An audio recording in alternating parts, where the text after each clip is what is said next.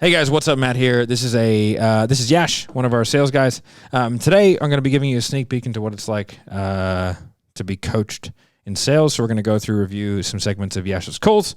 So if you want to hear that kind of stuff, make sure you stay all the way through to the end. Like, subscribe, hit notification bell, all that kind of good stuff, and we will see you after the intro.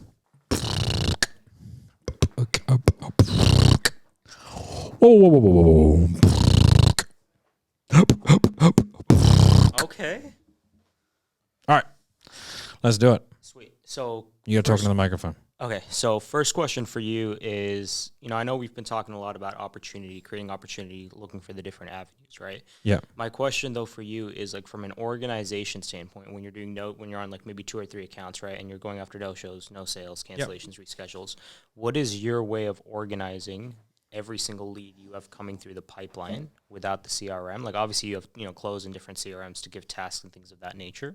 But how are you really organizing it to make sure you're making like the most efficient use of your time? Right. So organization of pipeline. So the only way that I did it, I didn't really have a organizational structure for where the leads are coming from. I just had a pipeline for how far out from close I thought they were.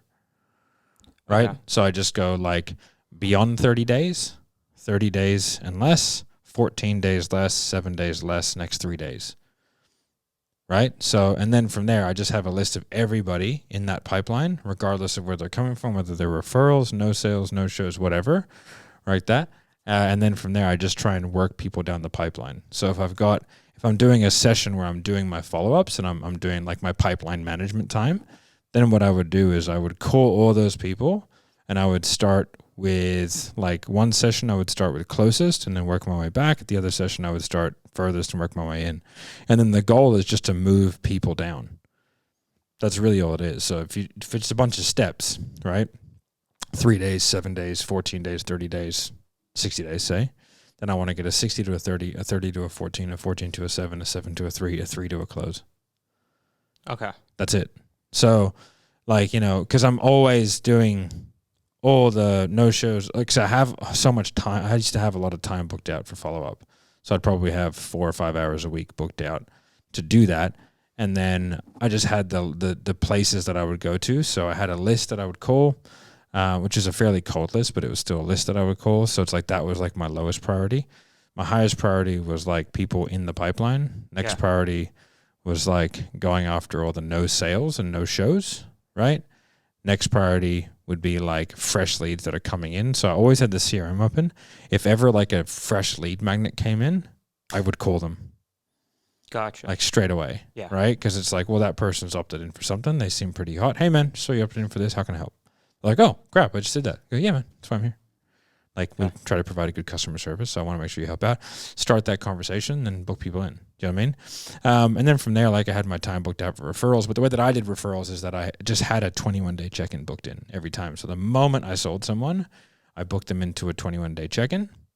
And then on that 21-day check-in, I would ask for a referral. And so that's one thing, like why 21? Because for most of my calls, right, like I preferably want to do it like right after the sales call. Just sometimes it's not the right point after I've sold them. Like I just know I'm going to get the thing of, well, let me get the results first and then I'll hit you up with the referrals, right? Yeah, but that's not a bad thing to get. So if you ask for it straight away and get that, then you can book a 21-day check-in. It's different for every program.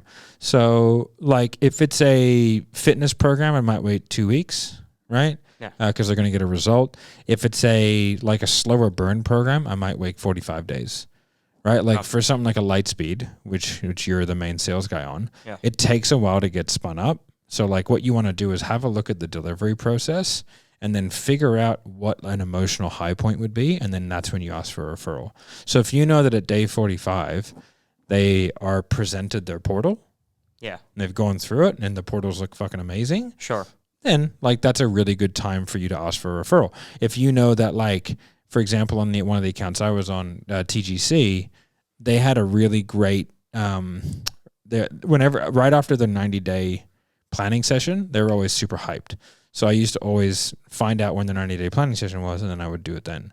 Okay. Do you know what I mean? Sweet. And then I would also do a big referral drive after the intensives. There's a quarterly intensive, right? So it's like they're always super pumped. So get the list of all the people that were there and then like call them on like day 3 and be like, hey, how'd you go in their intensive? Hey, do you know anyone you think you could benefit from the next one? Gotcha. Right. Okay. So like, I'm just trying to figure out like when all the high points are. And like, if somebody posts in the group, hey, I just had this amazing result.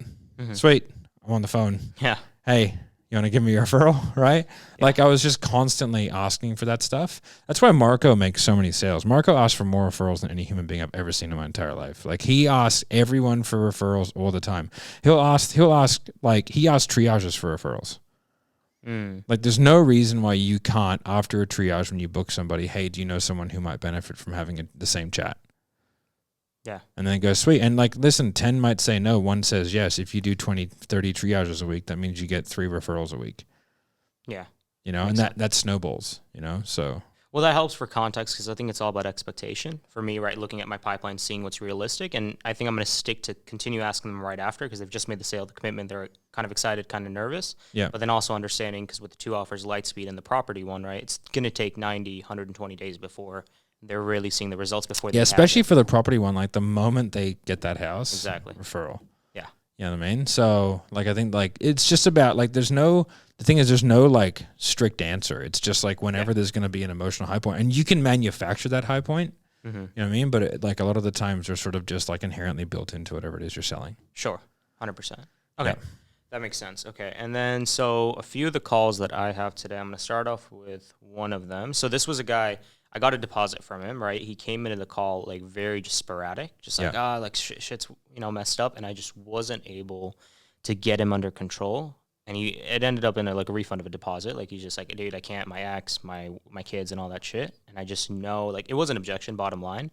But I think in that moment, I didn't know how to break it down with him, if that makes sense, right? Yeah, cool. Just press play. Yeah, because his father was like, oh yeah, we can't do this. Just put it on 1.25 and then turn the volume up. Okay. Hey, what's happening, man? Nothing much, bro. How about you? Oh man, just scrambling, man. I don't have a bunch of time right now, man. It's just got a couple fires that I'm putting out for my day job. No, you're good, man. How's your daughter feeling? She's better, man. She had to go to the emergency urgent care and get some medication. She was coughing, and every time she coughed, she would felt chest pains. Her mom was supposed to take her on Wednesday, didn't take her because her mom's just a piece of shit, to be honest. You know, so I ended up having to deal with all of that craziness, man. It was just a mess. No, I hear you, man. It's good though. Yeah, man, but I wanted to get with you, man, because I got a chance to just kind of think about everything, bro. And I just don't have the capacity at this moment, man. I need to push this out to at least June 1st. Okay. So when you say capacity, help me understand, you mean just time frame wise? Is that it? Yeah, time, man. My day job is killing me right now. You know, and when I sat back and think about it, I'm training my oldest to take over my company right now. Yeah. Or at least to run it so I can have freedom to do this. Yeah. And it's just, What does he do? Can you give me some context? Mindset coach, right? But he runs like a business on the side. Like, yeah, it's the worst. We need to keep a thing on the ad. No mindset coaches. No mindset coaches. But he runs his own business, right? He's trying to give it to his son so that he has the time. So what's his day job? It's the business. So his day job is his own business. Yeah, it's his business. Obviously, it's not doing too well. Okay, and then what does he want to do? He wants to become a mindset coach full time, speak around the world, inspire.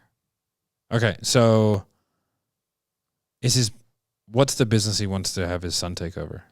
His current business that he has, that is a day job. It's some business with, I think, like roofers, shit like that. Okay. So he's trying to get his son. Okay, I thought his main business was okay, cool. So he wants to transition into a new business, and he's sort of, you can tell straight away from his body language that he's like he's very closed off. Yeah.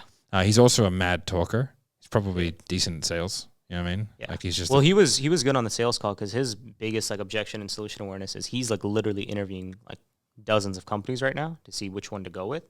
And so getting a deposit from him, I knew I wanted to do that to establish that commitment of stop going around every fucking place. But then his father is helping him now with this business because he's never been able to launch it off the floor. But I think like his dad probably talked him out of it as well. You're right. His dad. Yeah. And he's training his youngest around the company. Man, this is confusing. Okay, let's move on. It's pretty interesting. Obviously, like how many objections did you have to kind of overcome to get him to get you the deposit? There was a lot of pre-framing of objections, not many objections though, because he was like, "Man, can I just do the deposit tomorrow?" I'm like, "No, bro, we do it today. We just do it today." Yeah, Screw okay. it. And that's cool. why he brings it up later on. But yeah. I hear that. Do you mind if I make a suggestion, if that's okay? yeah. So here's what I'm thinking, right? In the next, let's say, week to 2 weeks, can you find an hour to hop on with Brad's team? I can't. That's the thing, man. I can't do this right now. I don't mean by do this. I mean, so here's what I'm thinking, right? Here's what's going through my mind. Because I had a chat with Brad, right? Like I mentioned to you over text. And he kind of gave me an idea. He was like, yeah, and I think the thing he liked is like, you see, there's a big difference between like Brendan Bouchard and more of kind of the get shit done type mentality, right? So he's like, if he has that style, it's gonna be a lot easier to connect with a lot more people compared to somebody like Tony or Brendan, where it just seems they're too superior. You see what I mean? And so what I'm thinking, if it's just a time thing for you, man, while you're getting the business stuff sorted, right? You're getting all this stuff in place. Have the team start building all these things out. So by the time the 2 months, June 1st. I think the problem that you've done here is that you tried to dissuade an emotional argument with a logical argument. Like, so the crux of what he's saying is like, of course he has time. Like, are you gonna watch TV over the next few? You know what I mean? Like, everyone's busy. Like Elon Musk is a pretty busy guy. Like he finds a time. He finds a way, right? So like the core. I think you've started off with like, well, this is just a logistical time objection. Yeah. It's clearly not. Like, there is no such thing as like a logistical time objection unless you're like going on a holiday or, you know what I mean? Like, stuff like that. But that guy, like, that's not an issue. So straight away, it's like what you want to do is kind of roll it back and then find out the core of what's going on and then like kind of get them to explain it to you. Do you know what I mean? It's like, okay, well, like, if time wasn't a factor, like, has time been a factor in the past? Yes, it has. Will time continue to be a factor in the future? Yes, it will. Okay, so if your business gets more successful and you get more clients, right? Then will this ever happen? No. And if your business gets less successful, you get less clients and less money, will this ever happen? No. Okay, well then you're in kind of a pickle where you're damned if you do and you're damned if you don't. You know what I mean? So it's like all we need to do is just establish what puts you in the best position to be able to achieve X outcome. That's it. That's the only thing we need to do. And go, listen, brother, if not doing this is the best thing for you, that's fine. I'm on board. Like, it is what it is, right? But if this is a case of like it's been put off for how long now? Like, how long has you been putting it off? He's 40 or like 7, 10, whatever years. You know what I mean? So it's like, I just don't see that changing, as I'm sure that with your clients, and then kind of take it back to like congruency. Him, you know what I mean? And then I think using like weight loss and stuff like that, we're like, every good diet starts on Monday. But I think like straight away, kind of you got to kind of roll it back quickly and try and deal with the principle. So when you're objection handling, it's like dealing with what they're saying is not super important. Dealing with the underlying idea of what they're saying espouses is where you get good. Sure. Right? Yeah.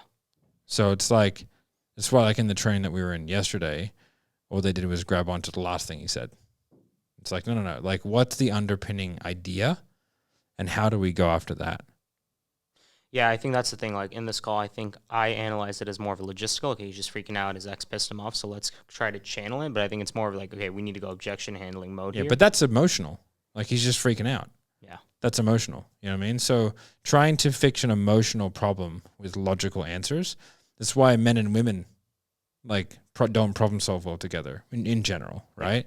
Because, like, they go, women, like, and this is I'll talk about my relationships specifically before fucking people start pelting me with, you know what I mean? But like my relationships, like specifically, it's like my wife doesn't want me to tell her how to fix her problems. All she wants me to do is listen to her problems and be supportive. That's it, right? If I go, well, you can just do this, right? Like that's not what she's looking for. Whereas for me, I don't give a fuck about being heard and listened to. I want tangible solutions.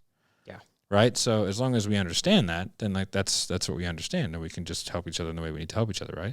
So, and generally speaking, when people have emotional reactions to things, like logic won't help you. Sure. You know what I mean? 100%. I'm not doing it. I just can't do it right now. Yeah, that's not a problem. Just I'm just committed. I'm just so right now, dude. I'm just stressed as fuck right now because I got just so much shit right now. I wasn't gonna take this call, but I just at least wanted to just tell you. Yeah, I got a lot of stuff. I got 7 clients right now. Just starting one today that's kind of going a little quirky for me.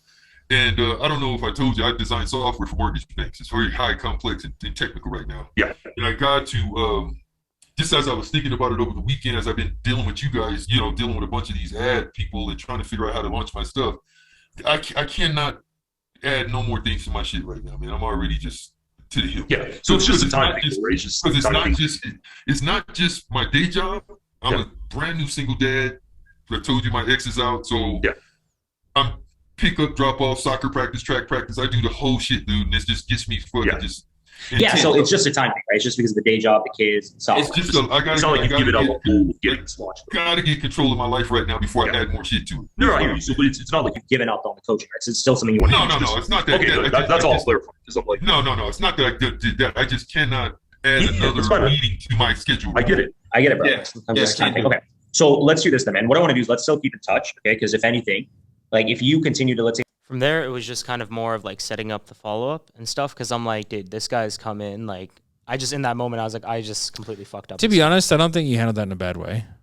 Like, no, I thought I was annoyed. Cause I was like, I feel like it's like he was trying to sell me on the fact that I want red roses and I was giving him yellow. Like, I just didn't understand his objection that it was just bullshit. No, it's like, so I like, he genuinely seems quite stressed. Yeah. Right. So, you know what I mean? Like, what you want to do is, just because you can sell, and don't get me wrong, like, there would be a way to get that guy to put the money down. Yeah. There would be a way. However, that doesn't mean it's the best thing for him. Sure. Right? Just because you can doesn't mean you should all the time. Yeah. It's a very important concept of selling.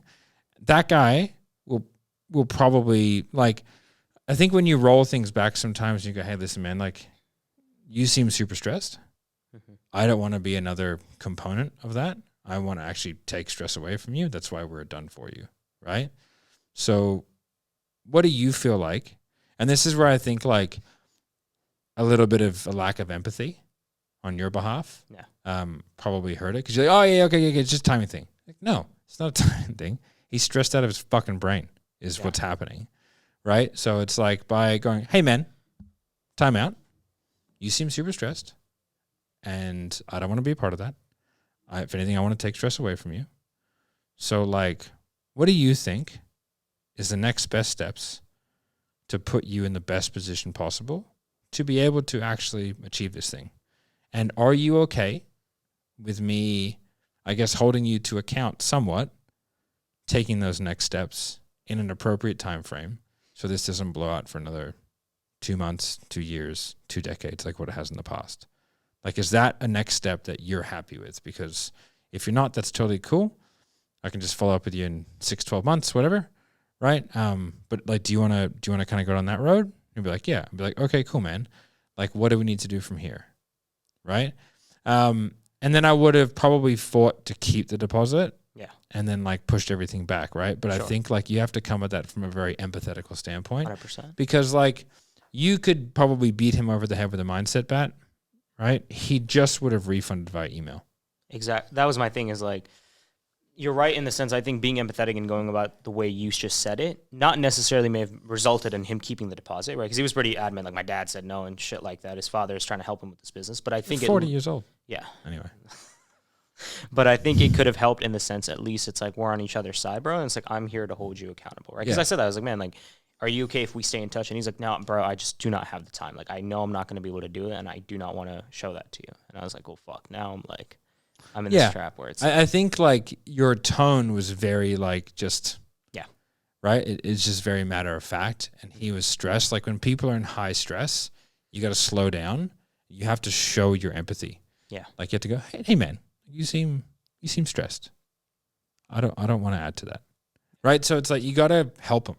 So kind of like, hey, man, I get it, man. Like, I don't want to add to the stress you're currently dealing with, man. If anything, I want to take off the stress you have, right? So what actions do you feel like we can take over the course of the next, 2 to 3 months so we're at least making some progress towards you launching this? Is that better? Or like? Yeah. Okay, yeah, cool. Yeah, that was much better. Okay, yeah. So we'll go on to the next call here that I wanted to get feedback on. Okay, so this right here was an interesting one. So this guy on the triage was pretty upfront that I have a book and stuff I want to publish, and I do not want to do anything, right? Like I do not want to start anything. I don't want to do anything until my book and stuff is published, okay? And so I knew this coming into the objections, we were going to deal with it, right? But the notes weren't as clear. So I went like, I'm going to want to review the objection handling part of this, right? Because I tried leading it back to the same thing of what do you have to do to put yourself in the best position. It's been working all the time, but with this guy, it was just like, I just need to get these things done in the next 2 months. Yeah, but doesn't he want something to sell off the back end of the book? Like, what's the point of the book? And that was my point. I was like, dude, like, and that's what I explained to him. And you'll hear it is like, man, the book and those things, those are great, right? They're going to help you, but that's not what's going to lead to you getting to that 300K a year mark, right? It's getting these things into place. So while you're getting the books done, if you put yourself in a position where you get these other things done that are going to really result in the 300 grand, that's what's going to put you in the position. So 2 months down the road, you're actually ready to get going rather than just having a book published with no traffic and 0 sales, right? Yeah. So what? Well, like, what's the like? It's. I guess that's where I would say, what's the point of the book? Is the point of the book to make money from the book, or is the point of the book to be like a way to establish authority, get leads, so you can sell a course? Because you have to have the course up and running. Yeah. You know what I mean? So that's where you want to establish what the actual point of it is. Sure. You know what I mean? This is one of the problems. They're on this account. They're letting everyone through. Like the guys I spoke to was like, oh, I don't have a course. I don't want a course. I don't need a course. So I was like, well, you're going to buy something. Got 30 minutes, baby. Yeah. Like, what's happening? All right, cool. Let's see what happens. It's good practice anyway, but like you have to be able to separate the fact that like, oh, there might not be much of a need here. And I think the other thing is like you got to admit the fact that your close rate's probably going to go lower with this account in particular. Oh, dude, for sure. And they're letting everyone through. There's no like. Yeah. They're letting people through that have no business being on a telephone call. Not because they're underqualified or bad. It's just that they just don't have any need for the services that are being provided. Yeah, 100%. Like, that's it. You know what I mean? So, anyway. YOLO. These are the email, these right? are the lead magnet leads for sure. Yeah. They're going to send you a link to schedule a chat with them. And we can start taking the steps we need to take to get to that $500,000 mark. So you are able to get that $250,000 house. And more importantly, get your mission out there to where you're able to reach more people. You let me know, though. Would that be appropriate, or how would you like to proceed? No, I honestly, right now, I would like to wait until I get my, I have my own blueprint right now. My blueprint is making sure I get myself focused on my book delivery. That's my ultimate thing. I want to get focused on the launch, and then to finish I don't want to get myself off track and not finish my planning side of my manual. And that's why I said that's going to take me the next 30 to 45 days. And that's what I told Daniel. I said, I am. Yeah, and that's not a problem. And let's break this down. Like, first thing, like, if you had the resources, like, would this still be the answer as far as like, getting these systems? This guy just shouldn't have been in the sales call. Like, you know what I mean? Like, you're just, like, it's just, like, you just spent 43 minutes with this guy for no reason. Like, this guy ain't buying. He's just like, this is a Cardone, like, you know what I mean? Like, no interest. Motherfucker, that guy has 0 interest, right? Like, so we can go through it because I think there'll probably be some good stuff there. But, like, it's good practice. But, like, man, that guy just doesn't want it. Like, yeah, and it's very rare that you go straight away and go, no, I don't want this.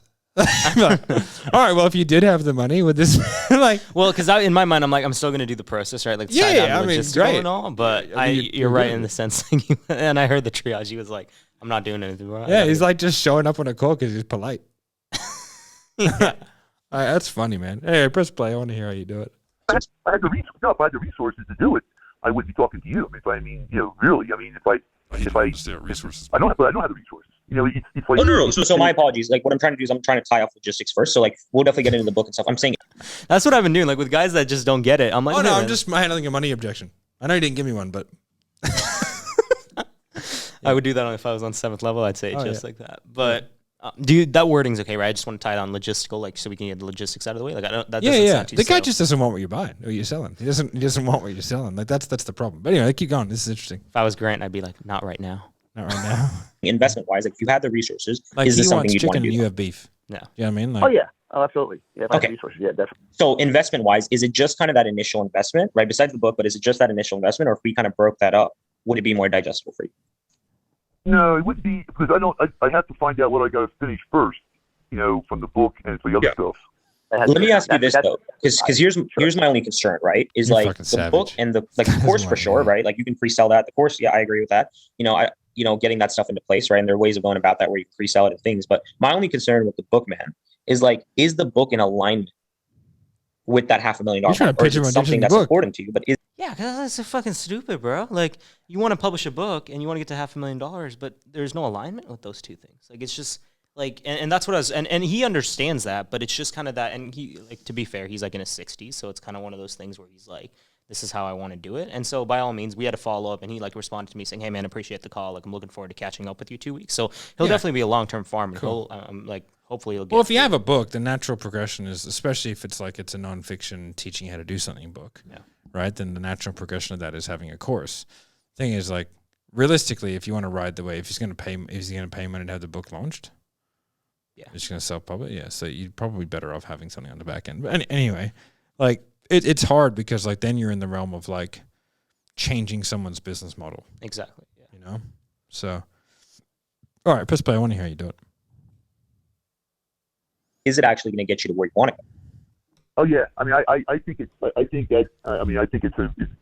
took me a year to literally get all this book done. So it's definitely a major part of my alignment strategy is tying the book into every other piece of ancillary income I'm looking at going through. So then, you know what I think? Yeah, no, and that makes sense, man. But I think what may also help you, man, is because while you're getting this book done, is if you're actually putting the systems in the back end so that by the time you launch this book and you get things going, you're actually going about it the right way, right? Like if I want to get ready for season, if I'm a football player and I want to get ready for season, I can't get He helps football players, so just for context, I just use that. ready on the first day of season. I have to get ready during preseason to get myself ready so that when season hits, I'm successful. So that's kind of where we're at. Preseason right now, right? We've got about 2 months before these things are ready. So it doesn't make sense 2 months later down the road to kind of get going and start putting these systems. It makes more sense during preseason for us to get the work and start putting these systems. So by the time you launch, the book's done, the course is done, right? You've actually put yourself in a position to get the system to actually enroll the clients in. So you are able to get to that $500,000 rather than starting 2 months later where you're still spinning your wheels.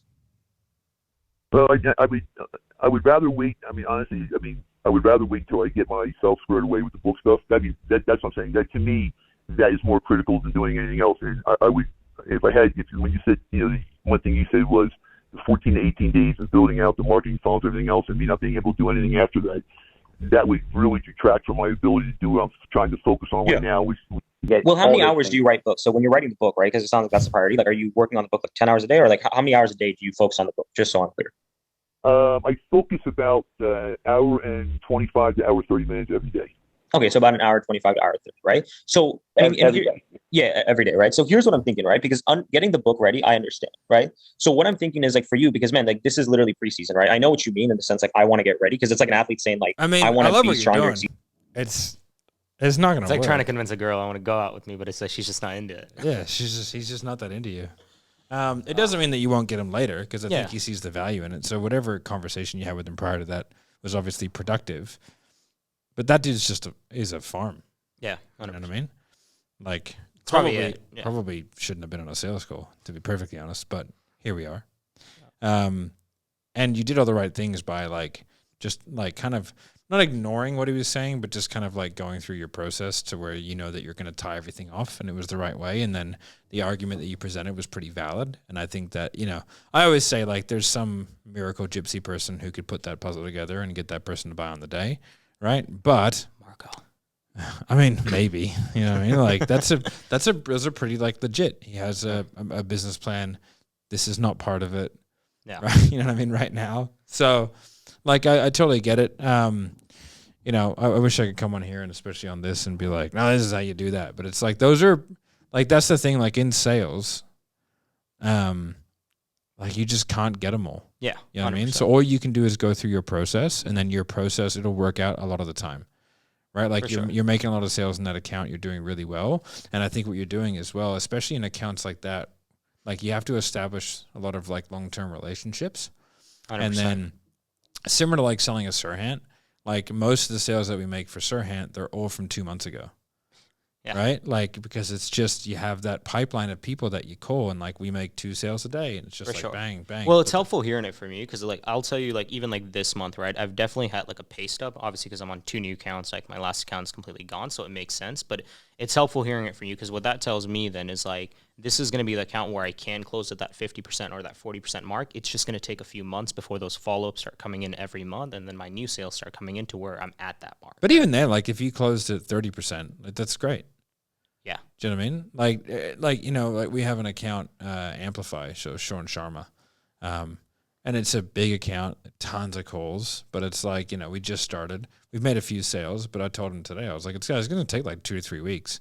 I was like, because like there's a lot of, this is a pure biz op. Like there's a lot of follow up that goes in this because they're kind of starting a new business from scratch. Yeah. So it's like it'll take us 3, maybe 4 weeks to get like enough people in the pipeline that we've spoken to who are finding the money to be able to do this, to where like we can just constantly convert people. And then we'll have some one call closes and a lot of follow up closes, but like it won't make any difference to you guys once that train starts moving, you know?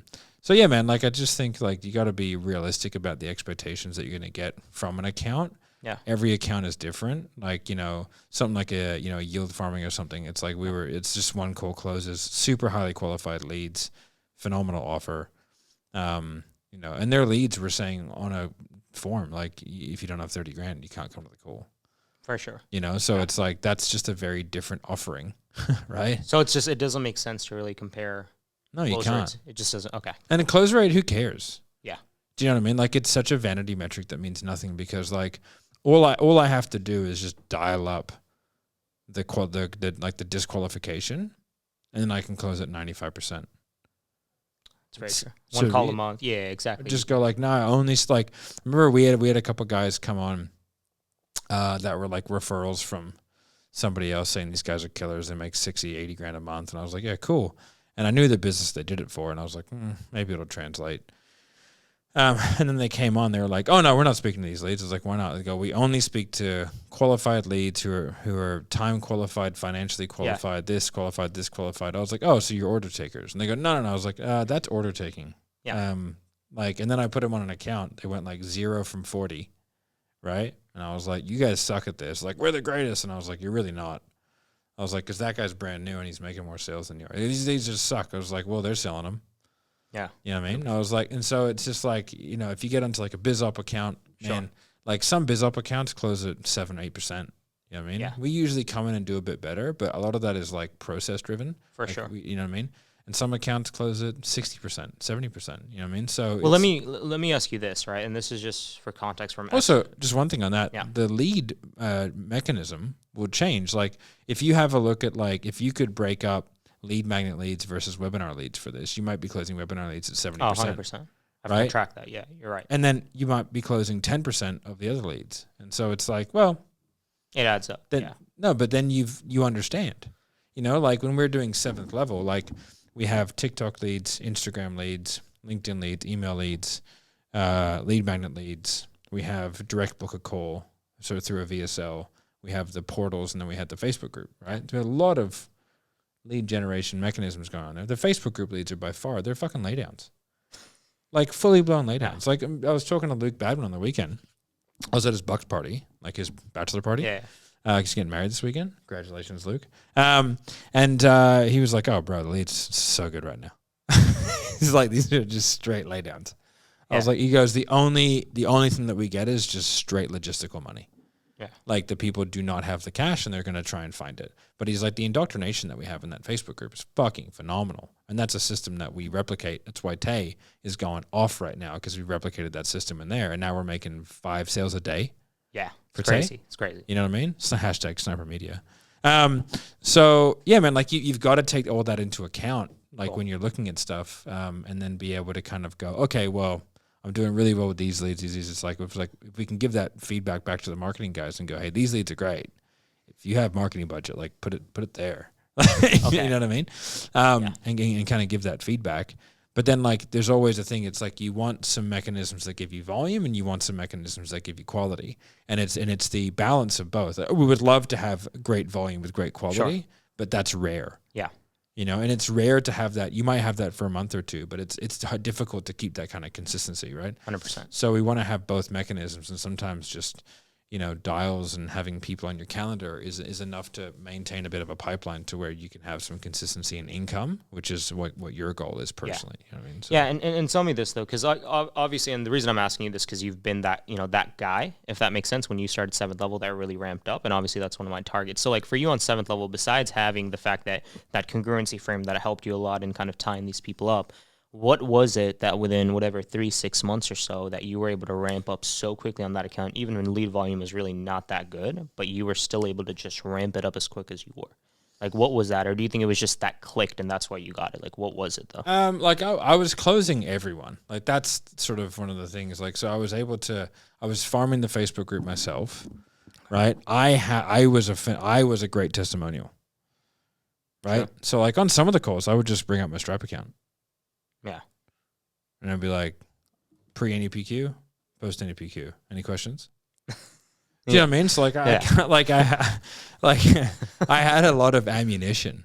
Sure. Okay. And plus I had all those frames and the fact that like, I really found that account. Like I clicked and I was like, oh, I can sell all these motherfuckers. Like, and I loved it. And I was so passionate about the product. Yeah. That everything aligned on that account for me to be able to sell. I think I did like 94% over a 6-month period. Yeah, and that's what I was asking, because on this account, I'm like, I'm trying to think, okay, I've got the frame. I don't think it's replicatable. But I also don't think it's replicatable for me now in 7th level. Right? Like, remember when we started yield farming and it just blew up? It was so new and the offer was so hot. Like, all the other sales training offers compared to Jeremy's are kind of garbage. Like, no offense to anyone. I mean, that's very offensive. Yeah. Right? When you have to say no offense. Right? Like, no offense, but like nothing is on the same stratosphere as what Jeremy offered. Like nothing, bro. Like he's so much more successful than all those other sales trainers as a sales guy. It's not even comparable. Yeah. And like they all know that, which is why like I've put out the offer to have a roundtable. Oh, dude. Many times, and no one's taken it up, right? Yeah. Like, because, like, Jeremy has to ask one question. One question, and if he gets this on tape live in front of anybody, is how much have you made as a commission on a sales rep? 100%. And then I can go around the table, Marco can go around the table, Jeremy can go around the table, and no one else can touch it, right? And it's because, like, his system is far superior. And we are beneficiaries of that because, you know what I mean? Yeah. So, like, I was so passionate. And, like, fuck, people, tell me if you think I'm wrong. Like, well, I don't care. Like, this is my opinion, right? As the guy who runs the company. And right? So, like, take that with whatever size grain of salt that you want. But I genuinely believe so much in the product. And having done other sales trainings, it's just like, it's so much more organized, coherent, makes sense. Like, and it's a systemizable thing that 100%. I really like about it. That's ubiquitous across industry. Yeah. Like, we have guys that are selling door-to-door alarms, solar. Jeremy could easily start selling today and make $1 million, way more than that. If he really wanted to, working 4 hours a day, easy. Oh, he was, I mean, he wouldn't only, he's a fucking savage when it comes to that stuff, but he was making $3 million a year as a commission on a sales rep. Yeah. And not selling fucking super yachts. Like, this is selling, like, door-to-door, he was making, I think, like $1.3 million a year. That's only working 4 months a year. Right? Like, that's pretty savage. And then he sold events. Yeah. Right? And events were like, I think they were like anywhere between 10 and 50 grand. So pretty much standard kind of high ticket closing stuff. Yeah. Then he sold sort of like network marketing type stuff, like coaching and stuff like that. And then he sold B2B debt relief services. Yeah. Right? So like debt consolidation for companies and stuff like that. And he made like 2 to 3 million in all those industries. A year, which is very impressive, and he outperformed basically the entire sales team combined of these large companies, and it was because his system is better and it was easily transferable to other systems, which is not something you can say for basically any other sales training, except maybe straight line. Straight line is fairly transferable across a lot of different industries because it is like a fairly good system. Yeah. I've done it. I think it's solid. It's just not as good. For sure. Anyway, we got really off track. Yeah, I mean, so those were the calls, man. I mean, those are calls. Overall, dude, I think that they're really good. Like, what you got to remember is that, you know, you can't sell everyone. Yeah. So you shouldn't ever be frustrated by the fact that you can't. You are a very good salesman, very talented, but also very hardworking. So, like, you're doing all the right things. Your instincts are good. Like, even though, like, when that guy throws a bunch of objections or an objection that you can't really grab onto, just going straight for your process and going through it, that's a really important step to learn because, like, once you can do that, then you just start handling objections much easier.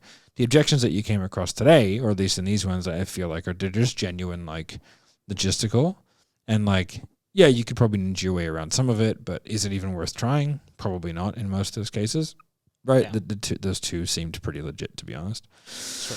And as long as you can create a good relationship with those people moving forward, and you can have them in your pipeline, 100%. then like, you know, if you have 30 or 40 of them in your pipeline at all times, like you have one a week closing, you know, because you're adding to your pipeline. And then that's really the secret sauce to like making good money in sales, is like having that thick pipeline, doing the outreach and doing the activity, and then having a decent enough close rate to where like it makes sense from a time perspective to actually be doing it.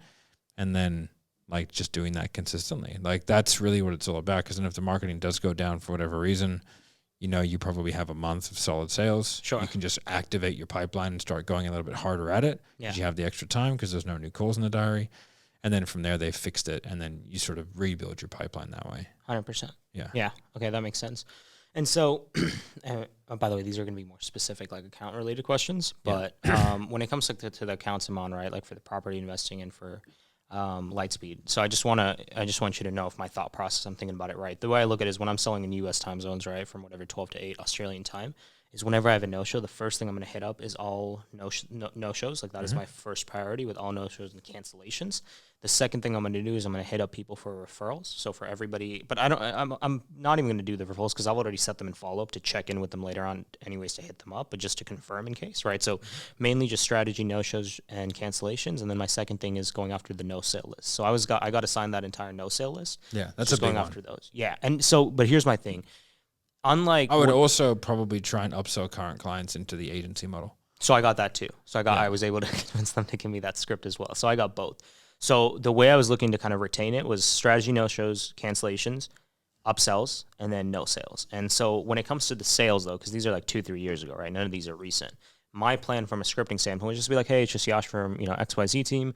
My thing was to go about it like a customer service call. I just wanted to check in to see how things are perfect. I'm new to the business, and I'm just looking to establish relationship with all the clients, and is there anything I can do to help you? Yeah. Right? Then what I usually do is go, okay, is there anything that you'd like help with? Is there any way that we can help you kind of sell more courses, do more stuff, yada, yada, yada. Right? And then it's like, would you be like, it wouldn't really work for Hera, but for LightSpeed, you could do the whole, like, I want to hold you, is there a goal that you would like to achieve over the next, say, 14 days? Right? They go, yes. You go, cool. Do you want me to help you hit that? Or would you be open to that? Like, I'm here to help. Right? And they go, yeah, sweet. And then anyway, set a goal and then hold them accountable to it over a 14-day period. At the end of the 14 days, get a referral, do an upsell. Okay, so that's a lot simpler, because the way I was thinking about doing it was just like, is there anything you need help with? No, I don't. Okay, man. And what's kind of your goal for this year? Just so I'm clear, like what's kind of the goal, and then keep putting them into a strat. But I think that the way you did it, maybe a bit easier. Like, okay, man, like what do you in the next 14 days? What is like a goal you're trying to hit? Just so we can work together to hit that goal, and I can do my job and help you in the best way I can. Yeah, exactly. There you go, the guy who helps, right? And then like the extra help, you can upsell them into something. Yeah. Right. Because now you've helped them hit a goal, so now they're at an emotional high point, and you're all good to go. And even if they haven't, it's like, okay, man, like what's preventing us? Like, and then for Hera, it's a little bit simpler, because it's just like, you basically, have you found the property? Yeah. You know what I mean? That's another thing with Hera. So my plan with that is same thing: strategy, no shows, then going down to all the referrals. So I can't upsell people because they already. If there are no sales, sometimes it's best to come at it like from like a managerial position. Yeah. Like, hey, this is Matt. You know, I saw that you kind of have a bit of a conversation. I just wanted to know, how did that conversation go? Right? Like, you're coming at it from like a managerial kind of customer That's how I service. did it. So like yesterday I had a call with a gal, and by all means, I don't think we can help her because she's looking more for like an in-house team, and we don't have that, right? But I still scheduled a call. In-house team? Yeah, she wants like a full-on, everybody needs to be in-house. For what? For the buyer leads. She wants the real estate agents in-house. She wants the legal team in-house. Everything has to be in-house. She doesn't want to have a big team. And I asked her, I was like, okay, and that in-house, like, why is that important to you? Well, because I don't want it to be confusing. I don't want it to go all over the place. That's so confusing, though. That doesn't exist. She's looking for one thing that does everything. Right, so I'll like, I'm going to send it over to. There's no one. I know, so I'm going to send it over to Dax to get his feedback. But then I'm probably just going to try to get her in anyways. But that's the way I framed it. I was like, yeah, I know you had a chat with one of my colleagues, Connor. Like, you know, he's kind of new here, so he's just getting it set up. So I just want to kind of, hey, you know, see how that call went, and then that's how I went about it. Yeah. From my knowledge in that area, which is not great, but that doesn't exist. Yeah, I was like, dude, A real estate agent, legal, like this isn't like this is property investing. This isn't. Yeah, it doesn't exist. It might in the States, but not Australia. That's like having snipers do mindset coaching. Yeah, business it's coaching, crazy. fitness. Yeah. But all right, dude. So I think overall, really, really good kicking goals. How many sales you made this month for them? I've made about 5 so far. 5. Yeah. It's good. You've only just started. Yeah, it's been about like 2 weeks worth of calls, so it's not bad, right? I mean, good. we're definitely going to ramp that up, and now that the pipeline's getting created, We doubled the revenue. The Really? front end revenue, yeah. Yeah. Doubled it. So that's good. All right, cool, guys. All right, guys, if you guys found this kind of content useful, let us know. Make sure you comment what you would have done to make those sales. That'll be interesting. And thank you for staying all the way to the end. Make sure you like and subscribe, hit the notification bell, all that kind of good stuff so you get reminded whenever we drop a new video. And if you're an audio-only listener, make sure you subscribe and share this to a friend. And thanks, Yash, for being with us, and we'll see you guys later. Bye.